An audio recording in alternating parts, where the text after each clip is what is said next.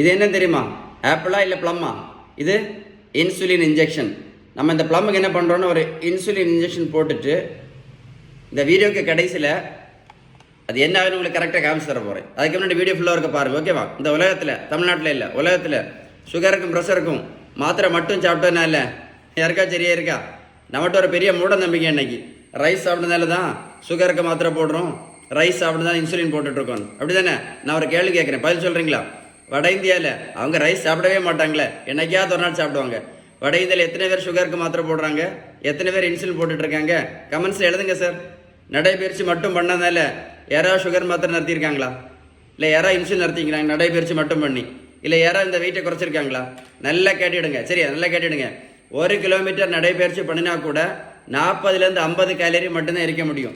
அதில் நடைபயிற்சி மட்டும் பண்ணி எந்த மாத்திரை நிறுத்த முடியாது, எந்த இன்சுலின் நிறுத்த முடியாது, வெயிட்டு கண்டிப்பாக குறைக்க முடியாது. இந்த தம்பி பாருங்க, கரெக்டாக 70 கிலோ வெயிட் குறைச்சிருக்கோம். 140லேருந்து 70 கிலோ. நான் கொடுத்ததெல்லாம் என்னது? ஒன்லி பேலன்ஸ் டயட் மட்டும்தான். சிறுதானியம் மட்டும் சாப்பிட்டதுனால யாராவது சுகர் மாத்திரை நடத்தினாங்களா?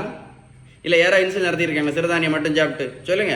வெந்தயம், ஆவாரம்பூ, மூக்கரட்டை கீரை, சிறுகுறிஞ்சான் பொடி, கொய்யாயில, மாங்காயில, கிரீன் டீ, கருவேப்பிலை, கரிஞ்சீரகம், நெல்லிக்காய் ஜூஸ், நாவல் பழம், இது எல்லாமே நல்லது தான். நான் என்ன கேட்குறேன், சாப்பிட்டதுனால யாராவது சுகர் மாத்திரை நடத்தினாங்களா? சுகருக்கு ஒரு மாத்திரை போட்டுட்டு இந்த பேஷண்ட், சுகருக்கு மட்டும் இப்போ 4 மாத்திரை மட்டும் போட்டுட்டு இந்த சுகர் பேஷண்ட் இப்போ இன்சுலினும் போட்டுட்டு இருக்காங்க. வெந்தயம், கருவேப்பிலை, கருப்பு கவனி, சிறுதானியம், முக்கரட்டை கீரை, சிறுகுறிஞ்சான் பொடி. நல்லா கேட்டுடுங்க. மருத்துவத்துள்ள ஸ்டாண்டர்ட் புத்தகம் ஹாரிசன். அந்த புத்தகம் என்ன சொல்லுது தெரியுமா? Sugar, pressure, cholesterol, fatty liver, பித்தப்பை கல், தைராய்டு, பிசிஓடி, பிசிஓஎஸ், ஹார்மோன் பிரச்சனை, யூரிக் ஆசிட் ப்ராப்ளம், உடல் பருமன், இது எல்லாத்தையும் அவங்க சொல்லக்கூடிய best treatment, excellent treatment, balance diet மட்டும்தான். வீடியோ சேவ் பண்ணி வைங்க, போட்டு கேளுங்க, சரியா? உங்களுக்கு பேலன்ஸ் டயட்டை பற்றி ஏதாவது சந்தேகம் இருந்தால் கண்டிப்பாக இந்த நம்பரில் கால் பண்ணி பேசுங்க. கரெக்டாக நீங்கள் பேலன்ஸ் டயட் கரெக்டாக ஃபாலோ பண்ணீங்கன்னு வைங்களேன், என்ன ஆகும் தெரியுமா?